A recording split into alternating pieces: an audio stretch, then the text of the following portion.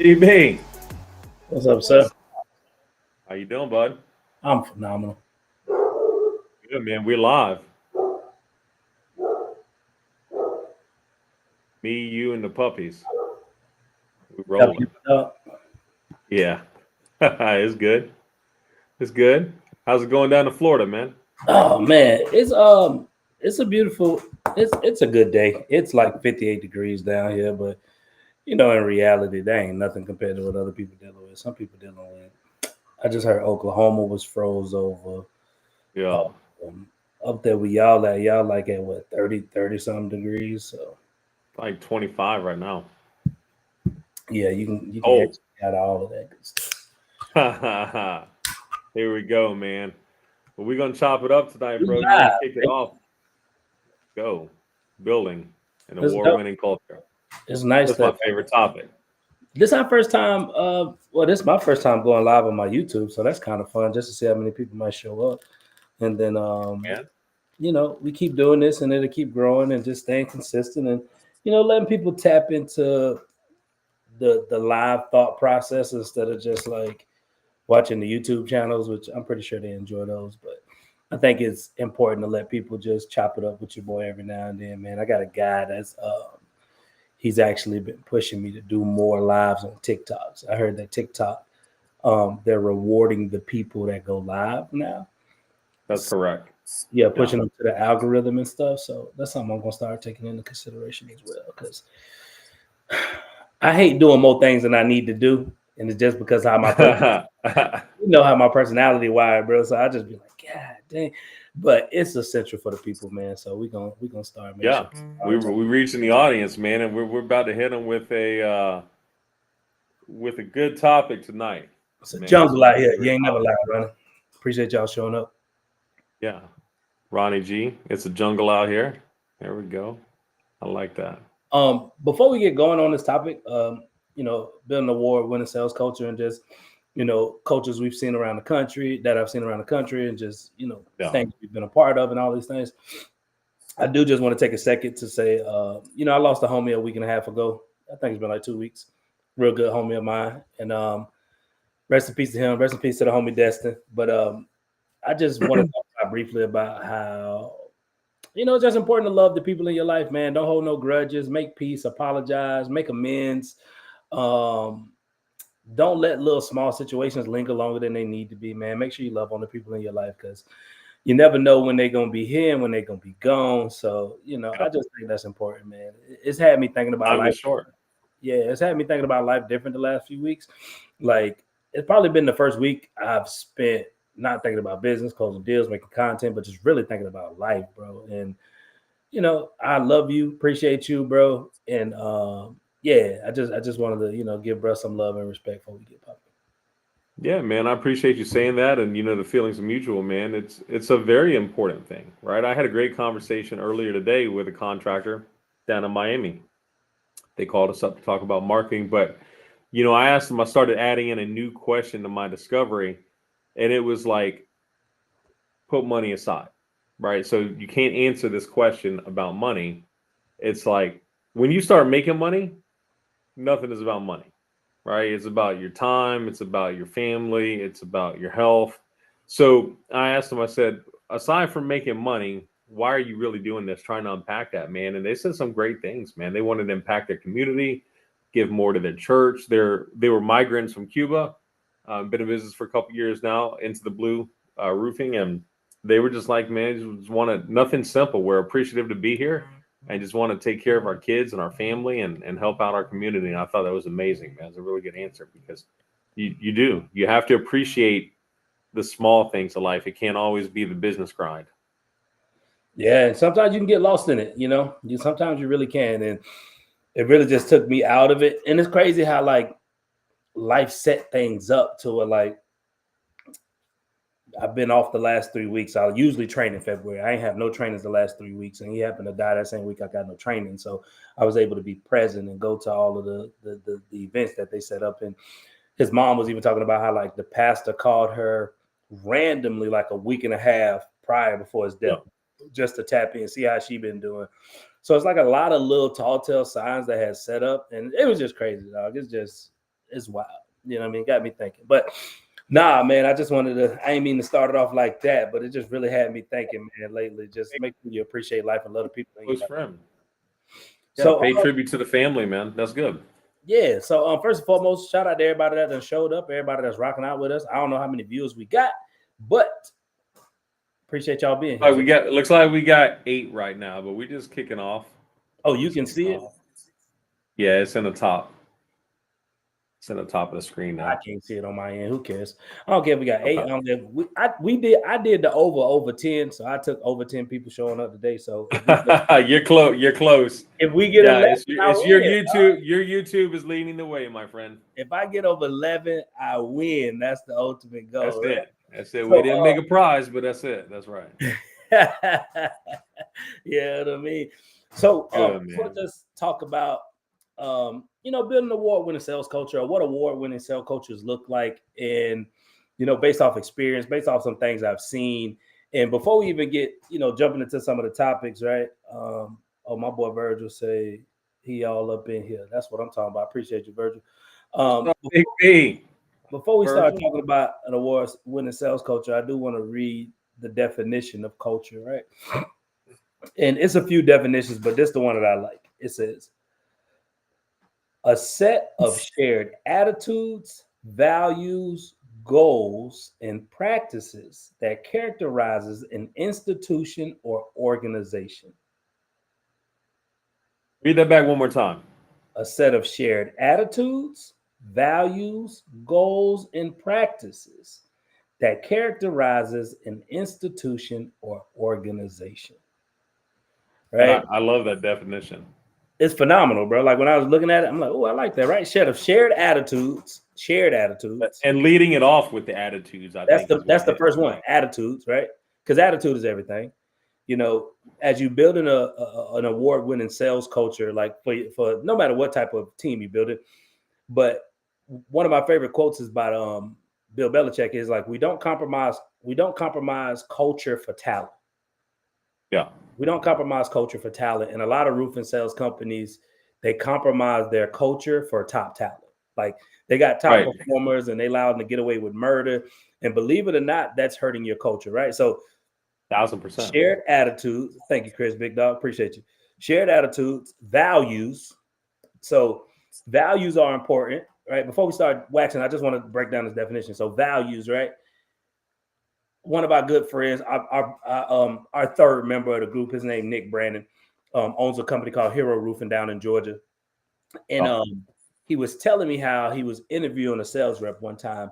And the dude, he's like, what you doing your fun time? And the dude was like, well, I like to go to the bar and I just like to hang out and drink. Yeah. And based off that statement, he didn't hire the guy. And most people would be like, well, it's only going to the bar and drinking. But Nick was like, our values don't align, because if he values going to the bar and drinking, that means he might go after work in a Hero Roofing shirt. And he just had the bar turned up in a Hero Roofing shirt. So we don't share the same values. So just off that, Nick didn't hire him, right? No. So attitude, values, goals, right? Which means as a culture, Mr. Liz, like, great job. Yeah. So we over 10. We had 12, man. Jared, but you know what? I called the over, baby. I think our producer and director in the back, Jared, is over there calling up folks to make sure you win, bro. That's my guy. He even got the wife on there. The beautiful Elisa is on there. That's right. Oh, that's his wife, right? Yeah, everybody's watching today.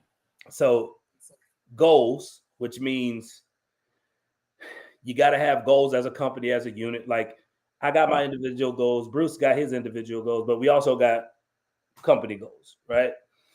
So you can't bring a guy on who don't have goals. Like a guy that don't know what they after, don't know what he's trying to get, because a sales rep with no goals going to dilute your culture. Why? Because he just want to be a part of the boys club, right? And then practices, right? Which means we got similar practices, whether that's reading, studying, personal development, growth, whatever it may be. So a set of shared attitudes, values, goals, and practices that characterizes an institution or organization. That's what a culture is. Yeah, right? That's right. So I just wanted to hit him with that before we get started, because I read that definition. I'm like, That's good. I think it's great, man. And look, so we have different backgrounds, right? Mine is coming up in the corporate world, and yours a big part of your adult life. You've been a solopreneur, or a hustler, right? A Roofing 1099 sales contract. professional. Yeah, RPS. So I think one of the things that we're going to talk about some different roofing company cultures across the country, but my background being in the corporate world, working at major organizations, building award-winning teams, uh, a lot of that came from time, right? And I took more probably from the bad cultures of what we didn't want to be than I did from the good, right? Because the good you can originate and you can create and you can will in life, but the negative, which you want to exclude, you have to really warrant that. You have to bring that in so you know what not to be. So, you say culture. We have on a baseball team, as you know, my son Sawyer, he's 9, he plays baseball. Our travel program, our academy, Relentless Sports Academy, has a saying, it's we over me. Mhm. And I think that's important, right? Because when you think about that we mindset, if all tides rise together and the boats lift together, right? It's just a more fun culture when everybody is winning versus when only a select few continue to win. So what we're going to unpack tonight for those that are watching is we're going to really break down what good cultures look like in roofing companies, what not so good cultures look like, and things that need to improve. And then we're also going to kind of talk a little bit about some stories from my corporate career, having built a top sales team in the country, consecutively 5 years in a row, with a lot of amazing colleagues and peers, and what great leadership looks like. No, 1000%. And and some of the bad cultures that we've seen, right? Because Yeah. I've flown around this country and I done been to 40 of all 30, maybe 36, 37 of the 58s to work with roofing companies. And uh,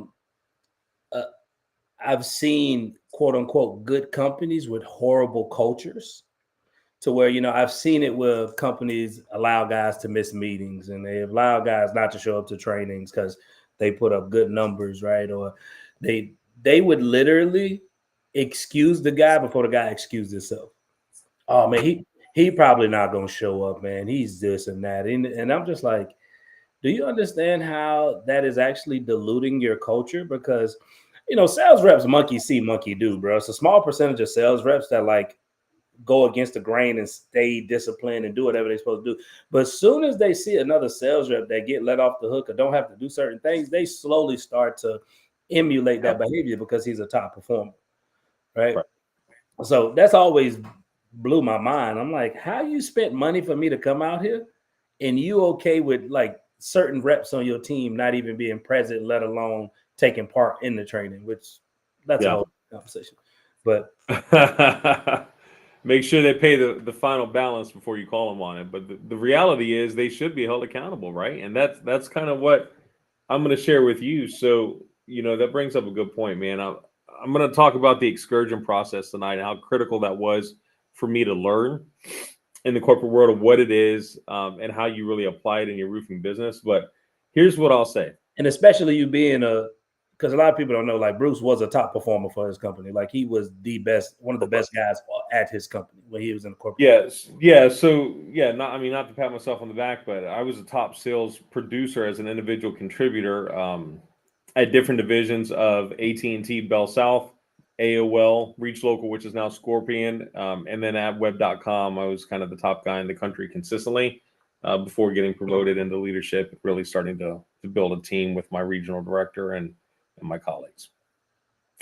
So, one of the things that I think can be immediately applied, and we're going to break down in depth what it is to every roofing business, is an excursion process. But before we go there, I want to talk about team accountability, and it's a little bit about what you were hinting at, Deshaun.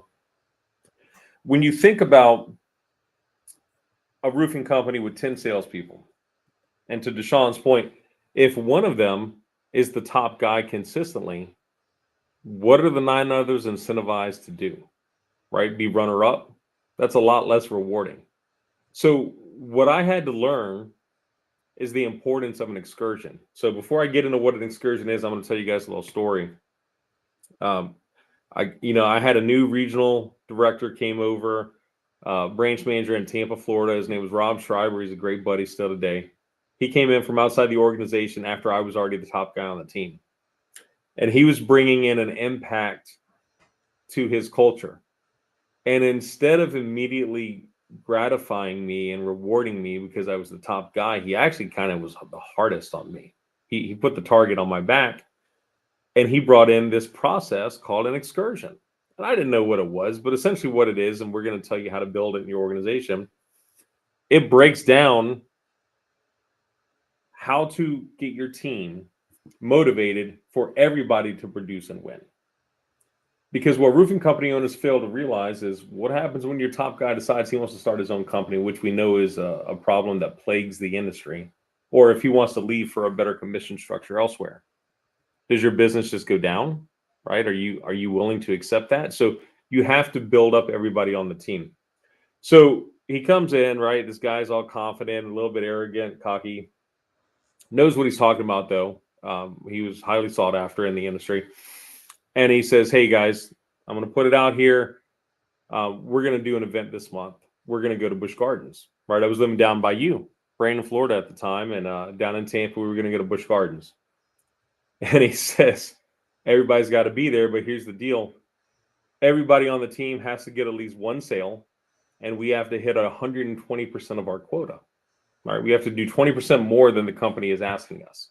So he set a big carrot out there to go to Busch Gardens, right? So we had a good team. The team produces. We win the excursion. Everybody's excited. And then I pulled Rob into his office. I said, hey, man, I got to talk to you. I said, look, I like what you're doing. I think it's awesome. I said, but I make a lot of money every single day.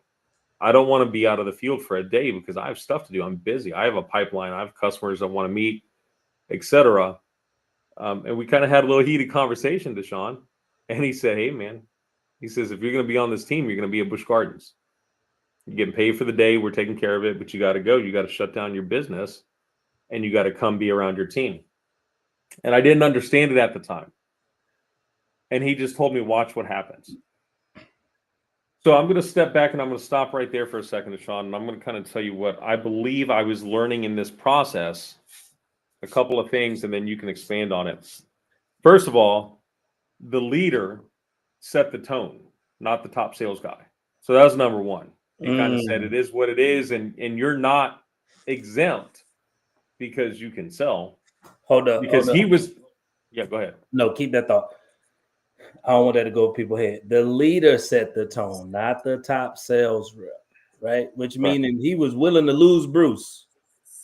Right off the gate. Hey, you want to be a part of this team? You need to be at Busch Gardens. You know how many roofing owners I'm like, they know they'd be like, well, it's okay because he got an appointment. It's okay because he got a lead. He said you need to shut down your business and show up for a day. That's creating a culture of letting everybody know we all get treated the same. Just because he's the top performer don't mean he get exceptions or get favoritism. We holding them to the same level of accountability. Right, keep going. That's right. That's right. No, yeah. So he says, watch what happens, right? So we get out to the park. People are talking. They're hanging out. They're drinking beer, riding roller coasters. You're seeing little friendships form, right? So you're taking a bunch of individual contributors and you're forcing them into an environment of a team to enjoy each other, to build those relationships, to build those friendships, right? And it started to click with me. And I went up to Rob and I put my arm around the shoulder. We were walking and I said, I see what you're doing. It makes sense to me now. And he said, look, man, he said, I can't have anybody be exempt from this because the entire team got here. The entire team needs to participate. It's a non-negotiable. It sets the culture. So the one thing it taught me is the leader sets the tone. Two, it taught me that everybody is accountable. When you're creating a culture of team accountability, which is how you really win, because now you're creating a sales machine. You're not just relying on one sales guy or girl, their emotions, their family, anything that could interrupt them working for you, because you have a systematic team and a culture process. It creates a lot of stability for the business owner, right? It created a lot of stability for our team. So let me expand on that a little bit more. When you think about team accountability, which is exactly what we're demonstrating in the story. You have to understand that with team accountability, ultimately what's going to happen is when you set the right parameters, and this is what it looked like for us, everybody has to get a deal. And then we have to hit 120% of our goal. He didn't say everybody has to crush their quota. The team has to crush the quota so he can make his money. And it had to be more, because if they just shot for the target and they fell short, guess what? They're under budgeted. But if you shoot for 120% and you fall short, you could still be at 100%. Right? Mm-hmm. So, but the point of everybody producing, this is what that really does. It doesn't mean that everybody's accountable. One person's not going to be able to get a sale and drag them down. It means that you are putting the rules out. These are the rules. Do not cross these lines and this boundary, but go do what you want. And what I really saw, the magic was not that he was setting the tone.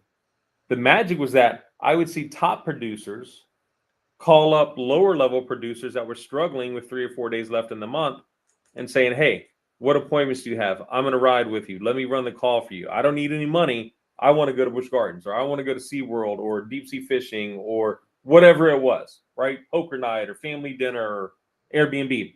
So top producers then, and we talked about this the other day in the academy too, D, top producers start demonstrating, putting them at the top of their game because they are producing in front of somebody else. Does that make sense? Yep. No, I know. I'm right there with you. We broke this down the other day, right? So you give top producers more responsibility and a higher success rate of closing, because now they're really showcasing the best of what they got. They are not going to let these deals get away. But that also holds everybody accountable so one person isn't taking their foot off the gas. So in and of itself, holistically, right, Deshaun? The team accountability culture, implementing excursions and things like that, can start to develop a culture without you having to be the boss and touch everybody. Because now you oversee the strategy of your business, and everybody else is actually running the sales number amongst themselves because they know what the deal is. Hey, if we do this, we get this. We all have to do this. And that takes the sales pressure off of you. So that's at a very high level, and we can unpack some of that. But what No, do you think? I really one of my favorite quotes is, you can't lead people you need. Like, if I need you, I can't lead you. And I think a lot of roofing owners and sales managers don't want to lose their top producers, right? So they need them. And then once top producers have leverage, they leverage their success over their sales manager and their owner. And then that is one of the things that actually starts to dilute the culture. So I always encourage roofing owners, like, don't be afraid to fire your top sales rep, dog. I know that shit hurt. Losing $1 million, 1.5 million, 2 million. Be like, Deshaun, that's tough to lose. But it's gonna be 10 times harder hiring 10 more people. Like, that's way more difficult hiring 10 more people than actually having to hire one person. I seen a clip on Instagram recently, and the dude had a top rep, and the dude just had let's just go back to the beginning, bad attitude, right? Had a bad attitude, didn't share the same values, and he made a decision to fire the top rep. And when he fired the top rep, everybody else's performance increased. That's so right. If your top rep don't want to get in alignment like Bruce did, like Bruce was like, oh, I see what you're doing. Boom, let's blow this shit up. Versus some guys, they're like, man, I don't care about this. If you got that type of guy, you got to be okay with cutting them loose, because he's going to dilute your culture. Like Bill Belichick, love him to death, right? Just because he never compromised his culture for his talented, people.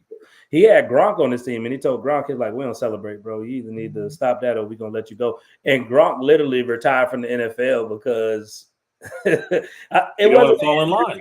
I don't think it was an injury problem. I think it was the fact he couldn't have as much fun as he wanted to have because of Bill Belichick culture, right? So I think that's important.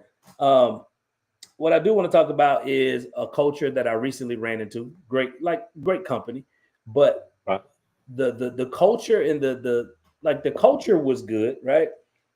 But I think a thing that makes a culture even more successful, an award-winning sales culture, is a standard. Yeah. And I think I think high performing teams need a standard, right? You need something that holds everybody, that allows everybody to perform. Because if there's no standard, then people just flounder, right? So the goal was kind of like, hey man, they kind of just do what they want to do. Like the way they built their culture was like a multi-level marketing culture. It was like multi-level marketing. So you get to bring in people, then they're under you, and that's like your team, and you do X, Y, and Z with them. And we're kind of the big guys, but you kind of run your own sales team. And they wasn't performing at the level that they should. They had like over like 20-something people, but the numbers wasn't there. Oh, gotcha. He said anyone on here, that's funny. So, but the numbers weren't there, right? So when I went out and trained them, I told them shifts that they need to make in their culture as far as like standards, right? Like, hey, we need to set minimums. Hey, we need to make sure guys, putting in X, Y, and Z deals. We need to change these numbers. We need to do this. Make sure the leaders out there getting, So I gave them all of these shifts. On what they need to do. And this is the interesting part. Once I left, they made the shifts, and they was concerned. They're like, man, people gonna quit Deshaun, man. I don't know what they're gonna do, X, Y, and Z. We made the shifts to the culture to turn it to a performing culture, because they had a boys club. They had a boys club. What I mean by that, they had a sales guy that was on the team for 2 years. Hear me out. 2 years. Okay. And I think in 2 years he sold like 20 deals. 20 deals in 2 years.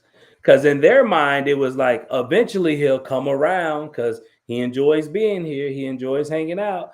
And I'm like, listen, bro, I hear what you're saying, but this ain't the boys club, bro. This is a profitable organization. The goal is for us to make money. And if you letting a guy sit here that's underperforming, you letting everybody else know it's okay for us not to do nothing, and we'll never lose our job, and we'll never get like consequences of ridicule, right? Yeah. Don't get me wrong. The dude ended up coming around at the end of year 2 and led the team in sales, but it took him 2 years, right? Right. So once I left, I told him, hey, you need to set these standards. These need to be the expectations. Like, we need to make sure guys out there knocking doors, make sure they're doing this. Long story short, they set the new standards, new expectations, everything that they want from the team. Once they did that, the team said thank you. Right. 100%. Like, the team said thank you. There's like, that's what we wanted. Like, we wanted structure. We wanted a clear path to success. We wanted a vision that we can grab onto. We didn't just want to be here showing up for meetings, but we wanted to be held accountable and held to a certain standard of performance. And I think a lot of sales teams, their cultures get diluted because they don't want to set minimums. They don't want to set quotas. They don't want to have those, metrics, KPIs that their team are expected to hit in order for them to achieve a certain level of success. Because they like, I don't want to make it hard on them. And it's like, it's not making it hard on them. That's exactly what they need in order to perform at the level that we expect them to. Yeah. That's right. I've learned that people will always rise to your level of expectations. And I know a lot of people don't agree with that. A lot of people like, have zero expectations, that way you never let down. Yeah, that's in your regular dating life, right? But if we talk about business, business, you need an expectations, because most people will rise to that expectation. So this has nothing to do with exceed it, right? I mean, set a high standard, set a high expectation, not just mediocrity. Put that bitch up there and let them go get it. When I got in the industry, we had to bring in 5 claims a week when I first got started. That was our standard. That was our standard. 5 claims a week. And it was hard, bro. It was hard. Like, I ain't gonna sit here and lie and be like, everybody was crushing it. We wasn't. It was difficult. But what it did was it created a grind in a work ethic in me that if I didn't have that standard, I wouldn't have grinded the way I grinded. Because I didn't want to get embarrassed. You know what I'm saying? So people will always rise to your level of expectations. For example, me and my kids, the mom, when we was together, when we was like 15 years old, like 16 years old, we used to go on dates, and like she would just stand in front of her door. And I'd be like, what you doing? And she was like, waiting on you to open it. Yeah, I don't open my door. My daddy always opened the door for me. And, from that day moving forward, I've always opened the door for her, but she set that expectation for me, and I rose to that occasion, right? So I think it's important in order for you to build an award-winning sales culture, you got to have standards, you got to have quotas, you got to have KPIs. And if guys don't hit them, there needs to be consequences, because where there's no consequence, there's no change. So if I know I can underperform and not hit numbers and nothing gonna happen to me, I'm gonna look around and be like, oh, they don't do shit. And I'm just gonna keep doing the same thing. Right. Top producers that are not held accountable tend to get lazy. They do. But to your point, if you got 5 people on your team, one's really good and the rest aren't, those other 4 people, if you let that person get a pass, they lose all respect for you right out of the gate. And when you think about, I don't know what the ratios are, right? It's probably something for the Best Sales Academy we can pull into a class. What the percentage in small businesses are of how many small businesses are versus how many employees. Like, what's that percentage? Is it 10-1, 20-1? How many employees for every leader? Because so few people start a business, so few people want to lead, so many people want to be led, though. Right? The reason that everybody's not a business owner is because they're not cut from that cloth. They want to be led. They want to be told what to do. They want to be held accountable. They want to be given a path to be successful. Right? And what happens in roofing specifically is we sit across from these guys and we think just any warm body with 2 feet and a good pair of tennis shoes is going to make us money. So we promise them the world. Hey, man, well, you only making how much you make your best year? You made 50 grand. Okay, well, guess what? This is a 6-figure job. Go get them. But they have no path, not even to teach them. They have no path to emulate or show them how to be held accountable to the metrics and reverse engineering their numbers to get to the income goals that they said that you were going to give them, right? So you've made 100 grand, you've made 200 grand, 300 grand, but in order to make 100 grand, what you got to do? You got to make, what is it, 83.33 a month? Mm-hmm. And in order to make 83.33 a month, you got to make whatever it is, 2,100, 2,200 bucks a week, right? So you got to know your numbers, but you need somebody to hold you accountable to those numbers to be a top producer. So if you're not holding people accountable, you're doing them a disservice because you're allowing them to run ragged with their own naivety and ignorance. And it's not that it's rude ignorance. It's just they don't know what they don't know. You're supposed to lead them. You're supposed to hold them accountable, give them a clear structure. So real good homie of mine, his name maybe Nathan Thibodeau. I think that's what his name is. Phenomenal dude, right? And he introduced me to these concepts when it comes to cultures, right? And he said there's 3 types of cultures in a roofing sales company. And the culture we talking about, it has a name, it has a content to it. So I want to break it down, right? So the first type of sales culture is what they like to call the prima donna sales culture, right? The prima donna sales culture means everything in this culture is run by salespeople, right? Salespeople either made happy, and if they're not happy, everybody else's world is just destroyed, right? Because salespeople divas at the end of the day. So the prima donna sales culture is all about making the salespeople happy, making sure they putting up big numbers. Everybody in the office bow down to them. They talk to people however they want to, and it's all about making sure the sales reps are happy. It's like, nope, make sure you get that paperwork. Nope, make sure you do this one, right? That's the prima donna sales culture, which is probably about 80% of roofing companies. Right? Yeah, if you're being honest, maybe more. Yeah, probably about 80% of roofing companies, the prima donna culture. Yeah. Then the second type of culture that he talks about is called the monkey culture, right? The monkey culture is based off the owner has created a beautiful system. He got a great marketing. He got great leads. He got a great reputation. The brand is phenomenal. And he tells sales reps that, like, only reason you're selling because of my brand. Only reason you're selling because of my brand. If it wasn't for me, you wouldn't be doing this. I could fire you any day, hire a new sales rep, and I could replace you. Right? You run into a few monkey cultures here and then. I've seen them personally. I know some monkey cultures where the owner is almost like a tyrant, and he brings guys in, turn them into top producers, and fire them because he said, I can build another one of you like it ain't nothing, right? In those cultures, you may be making money, your company may be doing good, you may be at 5, 6, 10 million, whatever it may be, but believe it or not, nobody in that company trusts you, and everybody operates out of fear, not out of respect. Right? Yeah. And then the third type of culture is what they like to call the hero culture. And the hero culture is when sales reps, office admin, and upper management, they all stand in the gap for each other, right? They communicate from top to bottom, which means the top leader go all the way down to the bottom to make sure everybody get the message, make sure everybody get the information. You know, if production messes up a job, the sales rep don't say that's production fault. He steps in the gap and say, you know, what can I do to fix it, right? If the Right. office admin don't get follow up with the insurance company, they don't say they ain't doing their job. He say, you know what, you got a lot on your plate. Is there anything I can do to take it off to help you get a little bit better, right? Make your job a little bit easier. So when you're in the hero culture, everybody stands in the gap and everybody has each other back, right? And there's accountability, there's structures, there's expectations, there's values, there's all of these things. And the hero culture is what every roofing company should be gearing towards, right? Right. Where everybody's standing in the gap for each other. But I believe most roofing companies live in the prima donna culture or they live in the monkey culture. And if you get to a place where you could develop this hero culture where, you know, every man for all for one and one for all, where everybody got each other back and everybody show up for each other and everybody looking out for each other, you could build an exceptional sales culture that will thrive even in the midst of your absence. Because with the homie Nick Brandon, he's supposed to be on the call, but he in the Bahamas. He's in the Bahamas building a culture. He's out with In the his Bahamas with his he's top out sales reps, ain't he?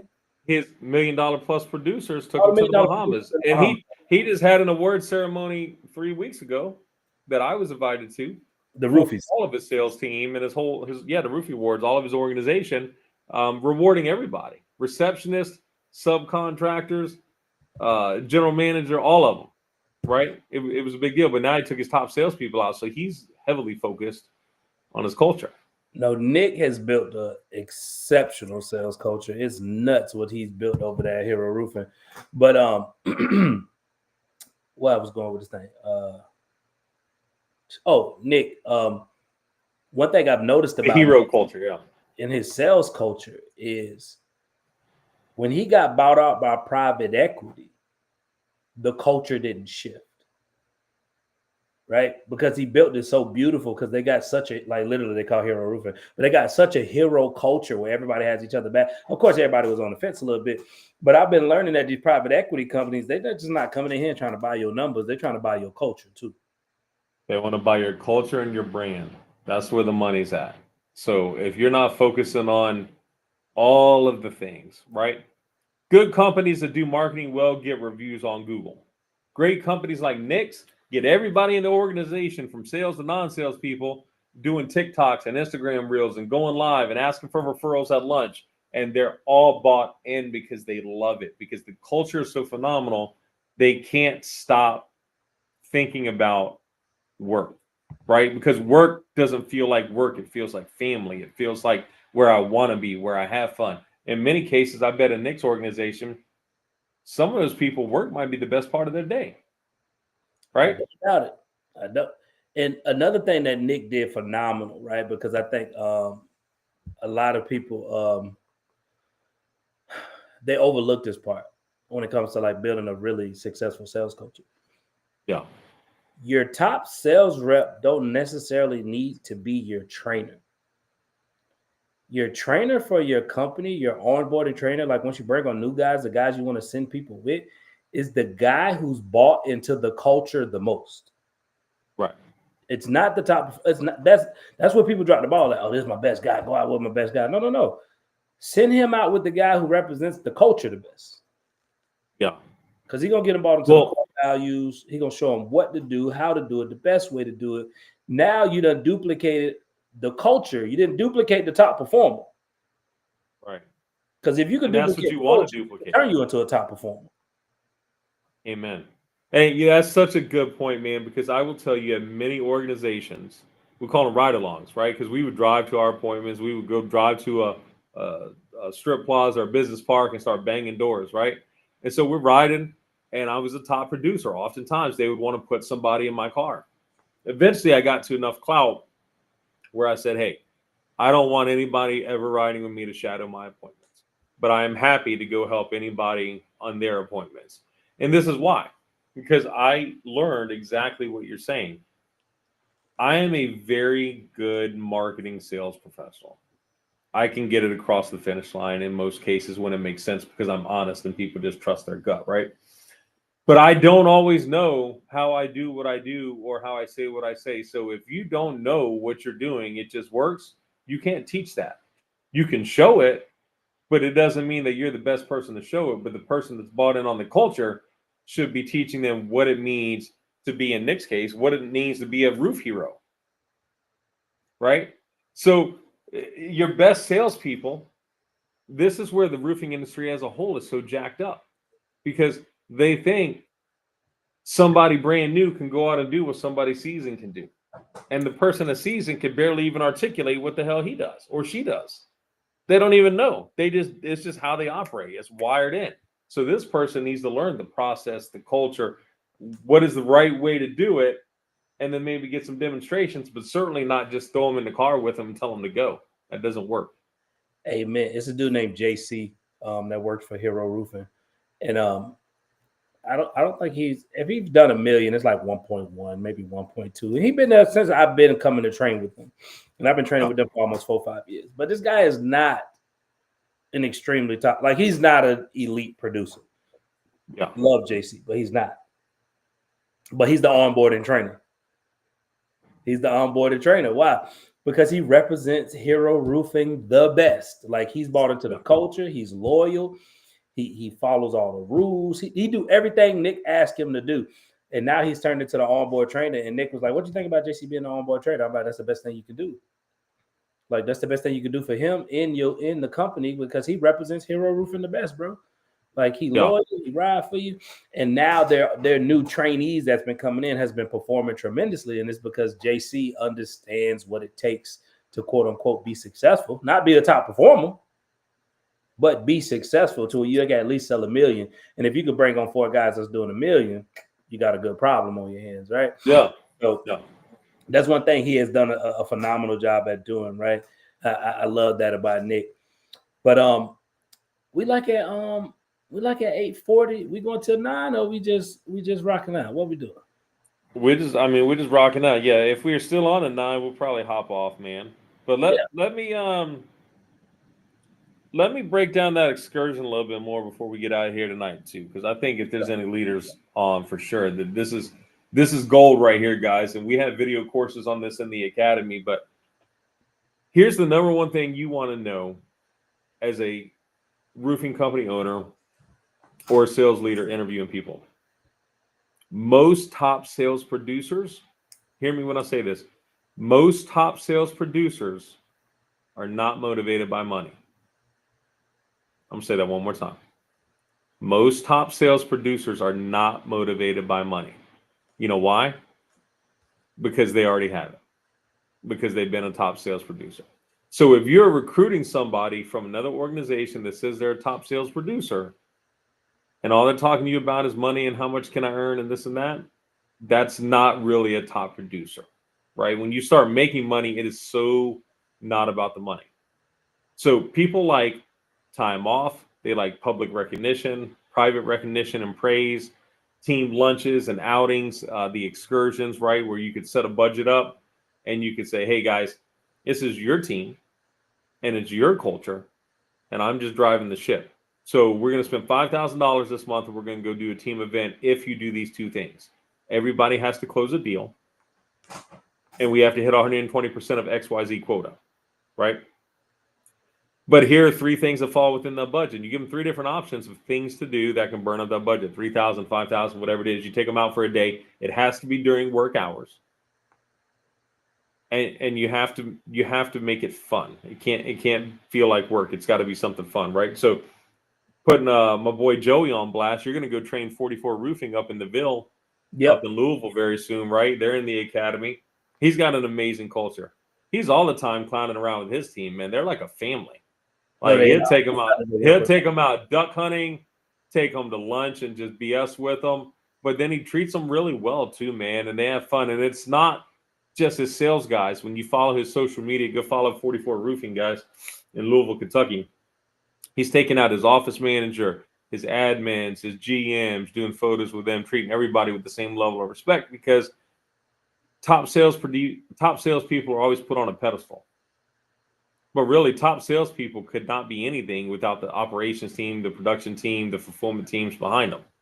So everybody in the organization gives them the freedom to go close the deals and continue to execute. So a salesperson is worthless without a powerhouse team behind them. So make sure you give them praise to everybody else. But that's what I would tell you guys, man, is the number one thing you could do if you take anything away from this conversation tonight is think about putting out a goal for your team, give them the entire month, give them 3 options, let them pick what they want to do because you want this to be their reward. They're going to fight harder for it when it is their choice, not you telling them what they're going to do, but they chose it collectively. They came to terms, they voted on it, whatever it is. And then set the carrot out there and see what happens. And I bet you'll be pleasantly surprised. But you got to be able to stay out of their sandbox. And you got to let that culture start to create itself in the world of team accountability for sure. And I'm gonna bring it back like from the beginning. You never compromise your culture for talent. Meaning, don't keep guys around that starts to dilute your culture and what you've built. Because as much time as you put into building a successful sales culture, somebody can come in and just wreck it, right? That's why when you onboarding people, you got to ask proper interview questions. You got to make sure that they align with, the people on your team. You don't just bring a guy in on your team because he want to join your team. You got to make sure that he a good fit for the culture. Because if he not, he gonna mess up what you already built, and then you're gonna have to deal with all the turmoil and the friction and the killing of momentum by bringing on the wrong person. I've seen Nick, and just because me and Nick talk all the time, I've seen him bring a guy on and he tell me, hey, he was here for 2 weeks, but he didn't fit in with the culture. We had to let him go. You know what I'm saying? So be mindful of that. Don't compromise your culture for talent. Don't let your top performers get away with murder. Have standards, have clear expectations and roadmaps for them to get to the success that they want to. And when you're onboarding, stop sending people with just your top performers. Actually get the guy on your team that you feel like represents your company the best, that can teach them that part. Because the top producing part, we can get them there. But if we can get you thinking and bought into the culture sooner than later, now we got to do less work on the back end. Right. That's right. Right. So just some things to take into account and be mindful of and, conscious of as you continue to build a sales culture, because it's not easy. It takes time. Like it does take time. You look at Dan Campbell for the Lions, bro. He's been building this Lions team up for like 3-4 years. Right. You know what I'm saying? And now they're there to where like they got this culture of nitty gritty, grinding, going for it on 4th down, just a very risky team. And you can see it in their players. Like you could just see it. I think they would have competed for the Super Bowl if they 14 players on their defense wasn't hurt. But that's a whole other conversation. Like you got 14 players on your defense, you're gonna lose eventually, right? Absolutely, man. But think about it like this. Here's the thing. When you get to the professional level, right? These pro coaches talk about the Dan Campbells, the Bill Belichick's, whoever it is. The standard is the standard, guys. So you need to be that front of the class learner. And here's what I mean. Deshaun and I were at the ABC's of Success recently. He was doing a keynote breakout. And there was, 2 rows, about 6 chairs on each side, right? And then all the way back in the room. And there was several people filling up the front rows. And they were taking notes, man. Everything he said, they were writing it down. And they had their phones propped up and they were recording. Those are the front of the class learners. Those are the people that are going to take what Deshaun says, what we say in the academy, turn around on Monday morning and immediately implement something in their business that's going to improve because they realize certain coaches and trainers know more than they do. Just like if we were to get somebody to put a roof on our house, Deshaun, they should be the experts. They should know more about roofing than sales coaching, right? So be a front of the class learner. So if you took anything away from this or any of Deshaun's trainings, for those of you that are watching that have brought Deshaun out to your organization before, what so many people do in that complacency leadership mindset because they don't want to ruffle feathers is they bring in the coach. The coach gives them the formula, gives them the roadmap, the playbook, whatever you want to call it, tells them exactly what to do. And then they don't do anything because they're scared because it's going to change or disrupt. Mm-hmm. Right? You've seen that. I know, Deshaun. You see it all the time. All the time. I mean, as the door hits you in the ass when you're leaving these roofing companies, every single week, and you're getting ready and you get on the plane, I bet you think to yourself, man, I wonder if that one's really going to do anything that we shared. And that's the reality. So guys, implement something. You're not going to build your amazing award-winning culture overnight, but if you already have a good culture and you're looking to go to great, take a small component, take some accountability, throw an excursion out there for a month, watch it happen, and then you're going to never want to stop doing it. But find something that you can implement that's unique to add to this. Amen. We got like quote unquote 10 more minutes. Anybody got any questions? In it, like, yeah, it may be. How many viewers we got? We got 3 left, 2 left, 1 left, 10 left. I think I was still over 10, man. Let's go, baby. Game time. I'm gonna have to get you a lunch, bro. Who's got the question? Hey, I got faith in the Roof Hustlers community, bro. Like, I feel like if we keep doing more of these lives, I think they can get up to 50 plus, up to 100 plus, bro. We'll be up. Yeah, we'll be up there in no time. We will continue to keep very doing, little I just promotion. want to let y'all know, we plan on doing these once a month. We're gonna be doing these lives once a month consistently. Even if I'm on the road, I will be to my hotel room, going live. Me and Bruce getting it popping. So these will be consistent. We'll bring Nick in when he's around too. He brings a lot to the team from leadership. We might get a couple special guests on here to come in here and just talk and chop it up with us, like teach some things. But hey, here's another one too. Right now, man, we just launched the Best Hustler Academy, Facebook and Instagram. So go follow us. Go follow us there. We drug our feet for a couple of years because Deshaun had such a following through the Roof Hustlers. We were kind of teetering if it made sense to do it or not. We're committed now. The bow tie is out there, baby. So go find it. You can follow us at Roof Hustlers, Best Roofer Marketing, or the Best Hustler Academy now. Please, they all connect. Give it a match. What's your favorite Grant Cardone quote? Jared, funny. How often will you guys be broadcasting? What's your favorite Grant Cardone quote? Oh, you got one, don't you? Yeah, my favorite Grant Cardone quote is every industry got a gap in it. If you can close the gap, you'll make a lot of money. And that's we might have to go live next about that. How often will you guys be broadcasting? We'll be broadcasting once a month, Ronnie. We're going to do it at least once a month. And it's usually going to be at 8 o'clock Eastern, 5 o'clock Pacific in the evening. We want to hit people after work, make sure that we can do it when people are on their phone. Yeah, when y'all not in the field hustling, closing deals and shit, because y'all got every excuse in the book why you can't make it. So that's good. But also what I'm thinking in due time, me and Bruce gonna, chop this thing up, but we're gonna find a way to give out some type of giveaway with this thing with the Best Hustler Academy. Maybe give you guys like a month free, 2 months free. People that keep consistently showing up. Like we're gonna figure out a way to give y'all something instead of y'all just showing up and watching us talk. We want to make sure we give back to the community and give y'all an opportunity to plug in with the academy.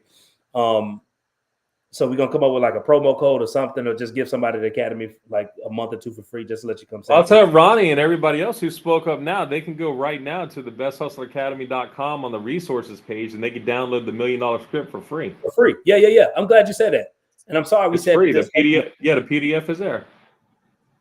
From door knocking, I'll stay tuned. See, that's Ronnie. He just got back from the crib, but I meant to put this. I meant to say this in the beginning. We're gonna just get him, Ron.